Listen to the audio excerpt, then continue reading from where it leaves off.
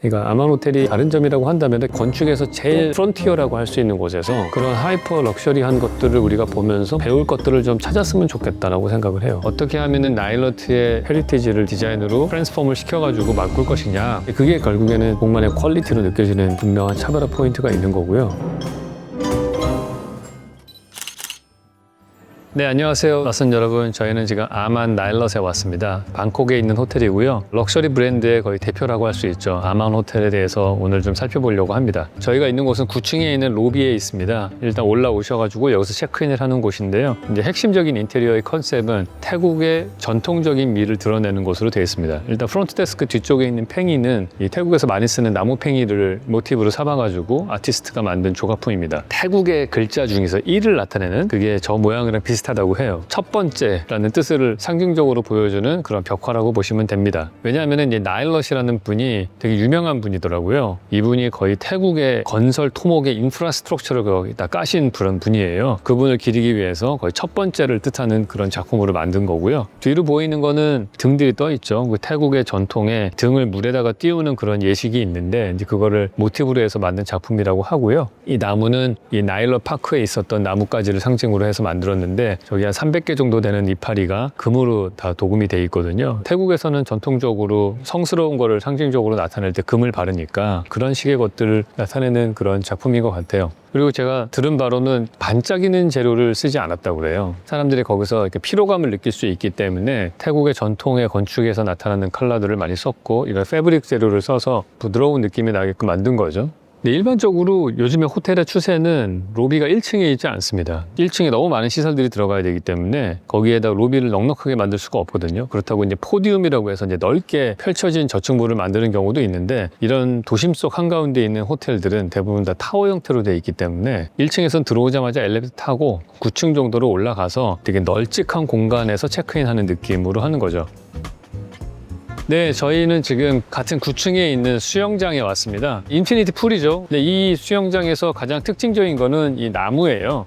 이 나무가 100년도 더 된 나무여서 나일럿 헤리티지 하우스보다도 더 오래된 나무인데 이 땅에 이 나무가 있었다고 그래요. 근데 이거를 사실 그대로 보존해가지고 이렇게 만드는 건 상당히 어렵습니다. 왜냐하면은 건물을 짓기 전에 이 나무를 옮겨야 되잖아요. 그때도 살려야 되는 거고 그 다음에 공사가 다 끝났는데 다시 옮기고 그 2번을 옮겨야 되는 과정 중에서 이걸 살리기가 되게 어렵고요. 그리고 이 잔가지를 다 쳐야 되거든요. 수분이든 영양분이든 최소한으로 소비되게끔 하는 상태를 만들고 옮겨서 심거든요. 그래서 되게 어려운데 이거 워낙 중요한 컨셉이니까 이렇게 만든 것 같아요. 그리고 저도 수영장 만들어봐서 아는데 이게 진짜 골치 아픈 게 이게 나뭇잎 떨어지잖아요. 어딘가 막혀가지고 또 썩을 수도 있고 막 그런 여러 가지 문제가 생깁니다. 근데 그럼에도 불구하고 주변으로 이런 랜드스케이프, 그러니까 나무들을 쭉 심고 한 것들은 컨셉적으로 꼭 필요한 거니까 이거를 디자인을 한 거겠죠. 그러고 나서 기술적으로도 해결을 한 겁니다. 아, 이 나무가 엄청 커요. 이 밑으로 한 7, 8m가 더 내려가. 이게 보통 큰 나무가 아니에요, 이게. 요거 한 3m일 줄 알았는데 아니네요. 이거 좀 임프레시브한데요.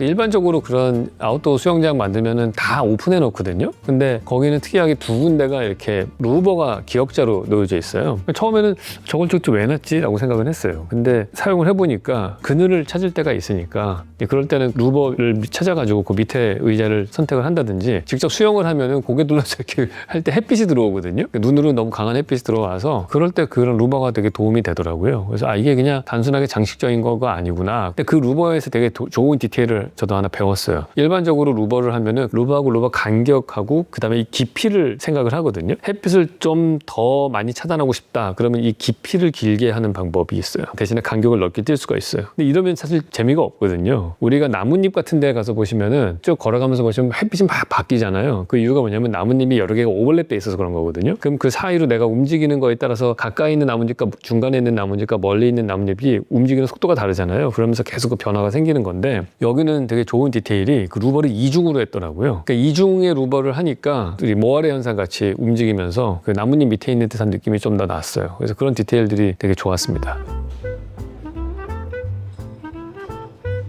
네, 저희가 지금 온 곳은 9층에 있는 이탈리안 레스토랑에 왔습니다. 여기 보시면은 이렇게 주변에 녹지들이 되게 많잖아요. 이 나일럿 파크가 나일럿이라는 분이 살던 집 주변의 땅인데 도시적으로 봤을 때 상당히 의미가 큰 거예요. 왜냐면은 여기 보시면 다 주변에 하이라이즈 빌딩들이 있고 저쪽 반대쪽으로는 대사관들이 있는 쪽이에요. 우리나라로 치면은 약간 덕수궁하고 위치가 비슷하다고 보시면 될 것 같아요. 근데 그 가운데 나일러트 파크는 도산공원 정도 사이즈 정도 되는 것 같습니다. 주변에 엄청 하이엔드 럭셔리 콘도들과 대사관이 있는 그런 컨텍스트인데 거기 중간에 이 빈 쉼표 같은 하나가 비어 있어요. 그게 이제 나일러트에서 그 집안이 여기는 개발하지 않고서 이대로 그냥 계속 녹지로 두자 그런 철학을 갖고서 이제 만든 거예요. 그리고 여기다 호텔을 지을 때에도 눈에 띄는 막 엄청 하이라이즈 걸 만들고 싶어 하지 않았고요. 그냥 적당한 정도 높이에 자연의 일부가 되는 컨셉으로 지을 수 있고 운영할 수 있는 그런 호텔을 기획을 한 겁니다.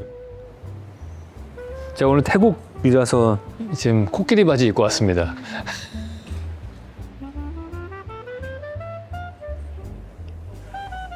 이게 전체가 다 똑같은 플랜으로 되어 있지 않고요. 레벨 차이가 살짝씩 납니다. 한 10몇 cm 정도 차이가 나는데 저 수공간 저게 한 15cm 정도 올라와 있어요. 이렇게 계단 한 단 정도가 까만색으로 했을 때 물이 깊어 보이거든요. 그래서 검정색으로 하고 실제로는 물은 몇 cm 안 될 겁니다. 그리고 거기에 등들이 이렇게 띄어 있고 그다음 물이 오버플로우 돼서 넘치게끔 하고 바깥쪽 레이어는 어차피 창가 쪽 자리고 밖에 파크가 보이니까 그쪽으로는 주요 좌석들을 쫙 배치를 하고 복도가 있고 그 안쪽 공간은 바깥 경치가 안 보이는 데잖아요. 그러니까 이런 곳에다가는 오히려 아늑한 느낌이 나게끔 스크린으로 저렇게 차단을 하든지 아니면 이런 식으로 버티컬한 발 같은 이런 걸로 해서 이 공간을 좀 만들어 주고요. 여기에 딱 테이블 4개만 딱 놓고 이 공간은 사실은 제일 뷰가 없는 데잖아요. 이 가운데 중앙에다가 이런 공간을 하나를 넣어놓고 저 복도 너머의 창가 쪽보다는 이 안쪽에 있는 이 엄청나게 아름다운 조각품을 보게 하는 거죠. 건축가 이제 디자인을 할 때 생각을 하겠죠. 이 수공간을 여기서만 둘 게 아니고 저 복도하고 이 아늑한 또 다른 방 같은 느낌이 나는 데하고도 수공간을 하나 놓은 거죠. 그래서 경계가 더 명확하게 나눠지게끔 처리를 했습니다. 근데 이런 것도 건축가들이 고민을 많이 해요. 이 까만색으로 되어 있는 몇 cm 깊이의 이 수공간이 오버플로우 되는 바닥면이 있고 그 바닥면 위로 이 한 판이 징검다리처럼 놓여 있잖아요. 그래서 이게 더 특별하게 느껴지는 거예요. 만약에 얘하고를 붙여서 연결되게 했으면은 스페셜하게 안 느껴지는 거거든요. 어느 공간을 갈 때 그냥 연속되어 있는 다리로 갈 거냐 아니면 징검다리를 건너갈 거냐 이게 되게 큰 차이를 갖고 옵니다. 저희 사무실에서 만든 것 중에 더 보이드라고 하는 목욕탕 건물이 하나 있어요. 중앙 센트럴 존에 가면은 수공간이 가운데 네모나게 있거든요. 계단으로 내려가면은 그 수공간을 만나게 돼 있는데 거기서 물을 건너야지만이 저희들의 메인 공간으로 들어갈 수 있게 돼 있습니다. 근데 그때 그냥 쭉 연결된 복도로 하면 내가 수공간을 건너간다는 느낌이 없는 거죠. 근데 그거를 징검다리처럼 만들어서 내가 그 징검다리 돌에 혼자 서 있을 때 물에 둘러싸인 느낌이 나게끔 하는 거거든요. 이런 디테일들이 되게 건축가들이 중요하게 생각하는 디테일 포인트예요. 이것도 없으면 안 되는 거예요. 얘가 만약에 완전히 오픈돼 있으면은 그런 아늑한 느낌이 좀 덜 나는 거죠. 그렇다고 벽으로 하자니 바깥에서 들어오는 햇빛과 바깥 풍경들을 또 볼 수 있는 걸로 놓치게 되니까 적당하게 막혀 있고 적당하게 뚫려 있는 느낌이 나게끔 만들어 놓은 거죠. 건축가들이 디자인을 할 때 되게 고민하는 것 중에 하나가 레스토랑 의자를 만들 때요. 이런 부스 형태로 돼 있는 고정되어 있는 소파 같은 걸로 할 거냐 아니면 이렇게 이동하는 걸로 할 거냐 이거 갖고 고민을 많이 하거든요. 약간 느낌이 다르잖아요. 얘는 이 땅에서 솟아 올라와서 있는 어떤 바위에 앉은 듯한 느낌이 나는 거고 얘는 그냥 일반적인 우리의 의자죠. 만약에 얘를 이 벽만 만들고 거기에 똑같이 움직일 수 있는 의자 4개를 놨더라면은 이건 느낌이 완전 다를 거란 말이죠.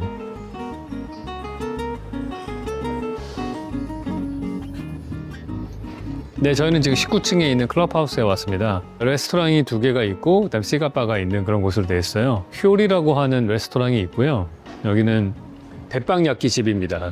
여기는 다 일본이 컨셉이라고 들었어요. 그래서 일본에 관련된 식당들밖에 없고 대나무 모티브로 해서 이렇게 인테리어를 되게 멋있게 만들었고요. 토기를 구워서 유약을 바른 거예요. 대나무 마디가 있으니까 그 마디 같은 느낌이 나니까 중간중간에 이렇게 이걸 끼워서 하나씩 만드는 것 같아요. 그다음에 저기는 약간 구리 빛깔로 보이는 건데 타일인 것 같고요. 유약을 그런 걸 써가지고 전반적으로 빙 둘러 앉아가지고 대빵야끼를 먹는 그런 레스토랑이고요. 이쪽으로 오시면은 손잡이 멋있네요. 손잡이도 다 이런 커스터마이즈로 해서 대나무 같이 마디가 있고 넓었다 가늘었다가 넓었다가 이런 느낌으로 만들었어요. 자, 이쪽으로 오시면은 센슈이라고 여기는 이제 스시 레스토랑이에요. 밖에는 되게 거칠게 트래버틴으로 이런 루버 같은 스타일로 만들어 놨고요. 돌로 만들어진 루버로 이렇게 딱 경계가 만들어져 있습니다. 그래서 돌하고 우드만 있는 그런 재료 머티리얼로 되어 있어요. 저희가 지금 가려고 하는 데는 시가 바가 또 따로 있습니다. 레스토랑으로 들어가는 데는 다 이 손잡이로 되어 있는 거거든요. 지금 19층에 있는 시가 바에 와 있습니다. 위스키들 있고 시가 피고 뭐 이런 곳인데, 이 건물이 36짜리 건물인데요. 1층에 로비가 있고 그 다음에 쭉 엘리베이터 타고 9층에 올라가면은 거기 호텔 체크인 리셉션 로비가 있고요. 10층부터 18층까지가 객실로 되어 있고 19층에 지금 이 레스토랑과 시가 바가 있습니다. 9층에 아까 수영장 있었고 레스토랑이 하나 있었죠. 그래서 9층하고 19층이 이 위하고 아래로 딱 해서 전반적으로 이 호텔의 처음이자 마지막인 그런 공간이 되는 거죠. 그 사이에는 객실들이 쭉 들어가 있어요. 그리고 두 개 층씩 묶어가지고 복층 공간으로 된 에이트리움 스페이스가 가운데 들어가 있습니다. 전체적인 공간의 구성이라고 보시면 돼요. 여기서 하나 또 관심 있게 보셔야 되는 디테일은 우물 천장이라고 할 수 있어요. 보통 천장 고가 뭐 한 3m 되는데 난 더 높게 만들고 싶어 몇 cm라도, 그러면 가운데 이렇게 안으로 쑥 들어가게끔 만든 건데요. 아만 라인아트의 특징 중에 하나가 이 엣지 부분이 좁고 좀 긴 거 해서 이렇게 3단으로 되어 있잖아요. 3단으로 되어 있는 저 쉐입이 딴 데서는 한 번도 본 적이 없거든요. 이거랑 똑같은 모티브가 객실에 들어가면 또 보여요. 거기서 다시 한번 설명을 드리도록 하겠습니다. 와우, 여기는 이제 완전 야외 공간이네요. 시가를 피고 해야 되니까. 그다음에 이 안으로 들어오시면은 여기는 약간 중간 성격을 가지는 그러한 발코니가 있습니다. 이거를 다 열 수 있게 해놨어요. 이거 열게 돼 있잖아요. 저쪽도 한번 열어볼까요? 엄청 덥습니다. 열기가 지금 들어서 더워가지고 이 문을 닫아놓은 것 같아요. 추워서가 아니고, 여기 열고 여기 열면은 이제 여기는 완전히 하나의 공간으로 연결되는 거죠.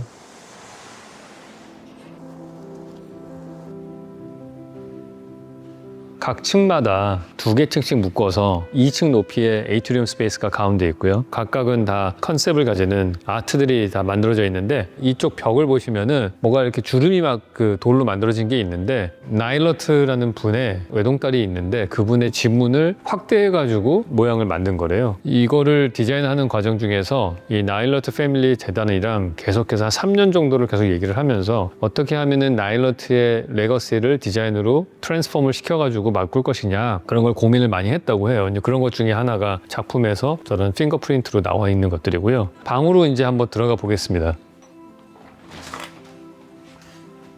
서쪽과 남쪽을 다 볼 수 있는 유닛으로 되어 있네요. 아까 이어서 말씀을 드리면은 우물 천정의 경계 부분을 스몰, 라지로 되어 있는 3단으로 되어 있는 엣지를 볼 수 있잖아요. 막공지붕의 안쪽에서 본 것 같은 느낌인 거죠. 그래서 이 디자인 모티브는 어디서 따왔느냐? 이쪽으로 와서 보시면은 여기가 나일러 파크인데요. 저기 나무가 심겨져 있는 부분까지가 나일러 파크의 경계선이고, 녹색 타일로 덮여져 있는 저 집이 나일러 하우스입니다. 지금은 이제 헤리티지 하우스로 만들어져 있고요. 저 집이 보시면은 녹색 지붕이 이게 3단으로 되는 게 보이잖아요. 저기서 모티브를 따갖고 와서 지금 보시는 얘를 만든 겁니다. 저걸 처음에는 하나짜리를 만들었는데 여름철에 비가 많이 내리니까 그 물을 다 막을 수가 없어가지고 이제 2단으로 바꿨대요. 근데 그것도 부족해서 3단으로 바꿨다고 합니다. 그래서 점차적으로 계속해서 디자인을 진화 발전시켜가지고 지금의 저 모습이 나온 거예요. 건축가들이 디자인을 할 때 모티브를 어디서 따갖고 와서 하는데, 너무 직접적으로 따갖고 오면은 너무 직설적이다, 우리가 그렇게 보통 얘기를 합니다. 그렇다고 너무 또 이해가 안 되게끔 해놓으면 뭘 상징하는 건지 잘 모르겠고, 그래서 그 줄타기를 잘 해야 돼요, 그 경계부에서. 근데 뭐 나이스하게 어쨌든 만드신 것 같아요. 우리가 아까 들어오시면서 봤을 때 다른 호텔과는 다르게 특별했던 게 두 개 층 높이로 되어 있는 실내 보이드 공간이 있었어요. 되게 사실 넓은 공간이잖아요. 근데 그거를 과감하게 다 그냥 어떻게 보면은 비어있는 공간으로 만든 거란 말이에요. 일반적인 호텔들은 린네실 같은 걸 넣어놓거든요. 이 날씨도 큰 역할을 했을 거라고 생각을 합니다. 왜냐면은 바깥에 발코니를 만들어봤자 너무 덥고, 객실에 있는 사람들은 일단 에어컨 나오는데 있고 싶어 할 것이다, 이렇게 생각을 했을 거고요. 두 번째는 발코니 면적을 만들기 위해서 안으로 집어넣으면 무슨 문제가 생기냐면은 표면적인 길이가 좀 짧아지는 효과가 생기는 거죠. 바깥 창문을 가지는 방이 길이가 줄면서 오히려 이런 공간, 침실의 공간이 더 깊어지는 공간이 나오는 거예요. 같은 면적을 만들기 위해서. 그러다 보면 편면을 짜면 되게 비효율적인 공간이 나오게 되거든요. 그래서 우리가 일반적인 호텔 가서 보시면은 로비에서 딱 내리면은 약간 넓다가 그 다음에는 그냥 긴 복도를 통해서 방으로 들어가게 돼 있잖아요. 근데 여기는 과감하게 그 많은 린넨실과 기타 서비스 공간들은 다 아래층으로 다 내려버리고, 그리고 상층부에는 그걸 다 비워놓고 엘리베이터에서 내려서 젠 가든 한번 본 다음에 너 방으로 와라, 그러니까 이 방은 마당을 거쳐서 들어오는 것 같은 느낌이 나는 거죠. 들어온 다음에는 유리창의 길이를 최대한으로 맥시멈으로 길게 뽑아서 바깥 경치를 에어컨 나오는 방 안에서 잘 즐겨라. 이게 건축가의 의도인 것 같습니다. 건축가들이 평면도 만들 때 제일 골치 아픈 게 뭐냐면요, TV 어디다 놔느냐거든요. TV를 놓으려면은 벽이 있어야 되잖아요. 문제가 벽에다가 TV를 걸고 소파나 침대나 이런 것들을 그걸 중심으로 보면은 뷰가 좋은 쪽으로는 방향을 틀고 있는 문제가 생기는 거예요. 그래서 항상 고민이, 제일 좋은 쪽으로 소파나 침대를 놓고 경치 좋은 데를 보고 그다음 TV도 거기 있었으면 좋겠는 거죠. 근데 이제 그게 안 되는 게 TV가 점점 커져가지고 뭐 한 80인치 막 이렇게 되면은 거의 다 가린단 말이에요. 근데 그래가지고 생각해낸 거가 이제 LG에 보면은 롤러글 TV라고 있죠. 그 TV가 정말 혁명적인 게 롤로 돼 있어가지고 안 쓸 때는 쫙 내리고 쓸 때만 쫙 올리는 건데, 이제 가격이 막 거의 뭐 8천만 원, 1억 이렇게 되니까 너무 비싸잖아요. 그래서 생각해낸 게 이런 겁니다. 이렇게 밑으로 내려가 있다가 이거를 누르면은 TV가 이렇게 올라오게끔 하는 게 인테리어적으로 저렴하게 만든 방식이거든요. 네, 그래서 이런 장치 덕분에 제일 경치 좋은 쪽으로 침대도 놓고 그다음에 TV도 그쪽 방향에다 놓고 이게 동시에 가능해지는 거죠.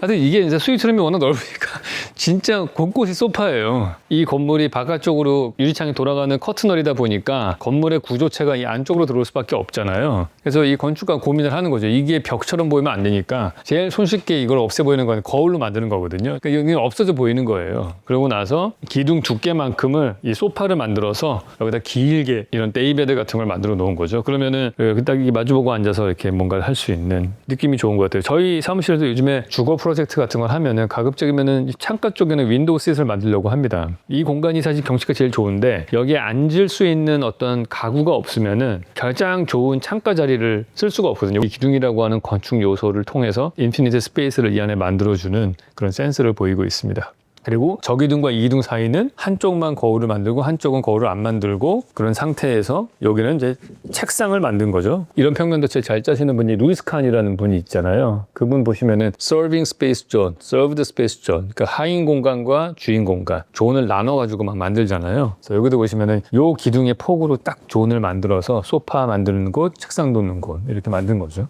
자, 이쪽으로 오시면은 화장실 존이 나옵니다. 두 개의 세면대가 있고 욕조가 있고, 이 호텔이 좀 특이한 게 이거예요. 변기 있는 데가 엄청 넓게 이렇게 방으로 돼 있어요. 완벽한 차단이 될 수 있는 이렇게 돼 있고요. 샤워도 완전히 방으로 만들어 놨어요. 그 안에 들어가서 보시면은 되게 엄청 널찍해요. 이게 스위트룸이니까 가능한 거죠.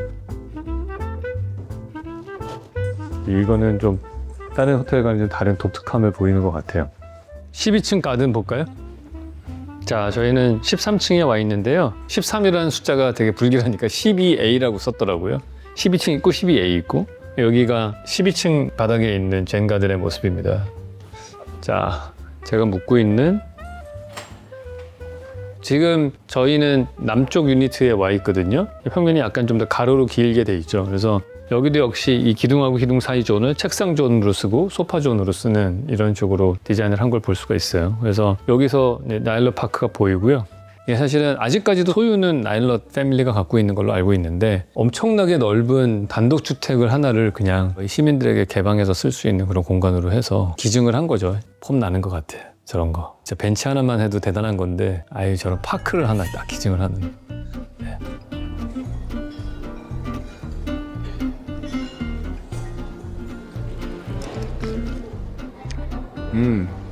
맛있는데요? 되게 고소하고 맛있어요. 약간 육개장 국물 같은 맛이야. 세계 여행 다닐 때 음식이 제일 맞는 데가 태국, 베트남, 중동 이 세 군데인 것 같아요. 나 심지어 일본보다 잘 맞는 것 같아. 태국 음식 너무 맛있습니다. 네, 이게 1872 마틴이라고 하는 건데요. 여기 시그니처 칵테일이에요. 1872가 라인하트의 태어난 연도라고 이제 알고 있습니다. 그래서 그 생일에 맞춰가지고 이 바 이름을 그걸로 지었고, 어디에 가나 있는 그 마티니라는 칵테일이지만은 그 특별하게 여기 시그니처로 1872 마티니를 만든 겁니다. 수도꼭지 같이 된 걸로 이렇게 틀어줬어요. 독특합니다. 오렌지 맛이 좀 나는 마틴인데요. 그 로비 스페이스의 조명이 식당과 바로 쓰는 데니까 되게 노란색 계열의 촛불이나 모닥불과 비슷한 색깔인 거죠. 너무 어두우면 먹을 수가 없으니까 테이블 위에는 이제 밑에서 내리는 다이렉트한 조명을 때릴 수 있게 해놨고, 저녁 시간에 가장 좋은 광원은 우리 아이레벨보다 낮은 게 좋습니다. 그래서 그 로비 공간에서도 되게 주요한 조명의 아이템은 수공간 위에 램프가 떠 있는 것 같이 만들어 놓은 것들이 있죠. 그리고 그 정도 규모의 빛들을 곳곳에다가 테이블 위에도 있고 여러 군데다가 나눠가지고 해놓은 부분들이 되게 인상 깊었어요. 전체적으로 한 곳에 막 광원이 막 밝게 있는 게 아니고 노란색의 적은 광원들을 여러 개를 만들어가지고 분산시키고 광원이 보이지 않게끔 다 반사판으로 갈아놓던지 했다라는 것들이 편안한 느낌이 나는 그런 식으로 조명 디자인을 잘했다 생각을 합니다. 그 로비 스페이스에서 사실 제일 좋은 거는 이제 9층 높이에서 바라보는 방콕 시내의 전경이 될 테니까 이 안을 너무 밝게 하면은 유리가 거울이 되거든요. 내부의 모습밖에 안 보이는 문제가 생겨요. 그래서 내부를 어둡게 해서 이 야경들을 즐길 수 있게끔 이렇게 조도를 맞춰놨고, 제일 중요한 광원은 주변에 있는 건물들이 다 해주는 거죠. 그래서 다른 사람이 해놓은 거를 내 것처럼 쓸 수 있는 디자인, 그게 사실 제일 좋은 거거든요. 그러니까 우리 전통 건축도 보시면은 창문을 열면은 차경이라고 해서 주변에 있는 경관들을 다 빌려 갖고 와서 쓰잖아요. 근데 유리로 된 모던 건축이 되고 전기가 들어오고 형광등이 들어오면서부터는 밤이 되면은 안에가 밝아지기 때문에 유리창이 반사 재질이 되면서 바깥 경치를 볼 수 없는 풍경이 만들어지는데, 그거를 잘 컨트롤하면은 주변의 것들을 착용을 밤에도 할 수 있는 그런 조명이 되는 거죠. 그래서 그거를 잘 디자인을 했다고 저는 생각을 합니다.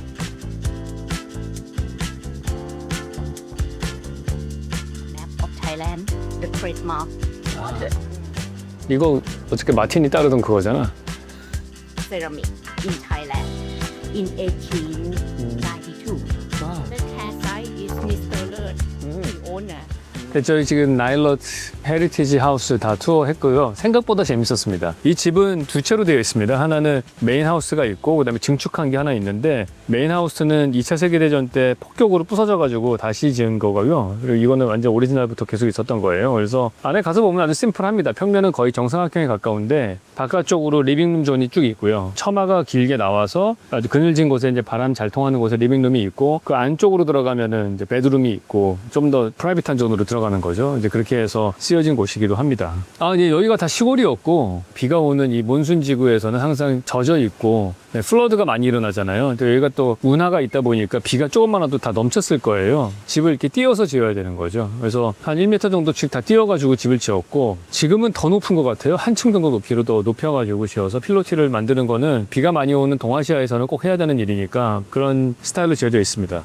제가 궁금한 거는 사실 그거였어요. 저렇게 겹지붕으로 해놓으면은 그 지붕과 지붕 사이로 바람이 통해가지고 거기로 더 뭔가 이 집을 시원하게 만드는 뭔가 시스템이 있나 했는데 그거는 아닌 것 같더라고요. 쉽게 말해서 옛날에 기와지붕 같이 우리 만들잖아요. 그걸로 그 폭우 내리는 거를 다 커버를 못하고 비가 새니까 그 위에다가 2중으로 해놓고, 그래도 또 비가 새니까 3중으로 해놓고 그런 것 같아요. 여기도 보니까 우리나라 기와 같은 스타일로 테라코타로 해가지고 구워서 겹겹이 타일을 만들어서 쌓았는데, 우리나라는 이렇게 암키와 수키와라고 해가지고 사로 싸게끔 돼 있잖아요. 그리고 골이 만들어져서 빗물 배수가 잘 되게 돼 있는데, 여기는 그냥 현대식으로 치면 아스팔트 싱글 붙이듯이 붙이고 위로 이렇게 올리는 식으로 돼 있는 거예요. 그러니까 아무래도 비가 그 사이사이로는 기와보다는 조금 더 많이 들어가지 않았을까? 그렇게 생각은 됩니다. 그 우기가 있잖아요. 여기는 우기 때 계속 비가 내리니까 그래서 계속해서 몇 겹으로 지붕을 만든 것 같아요.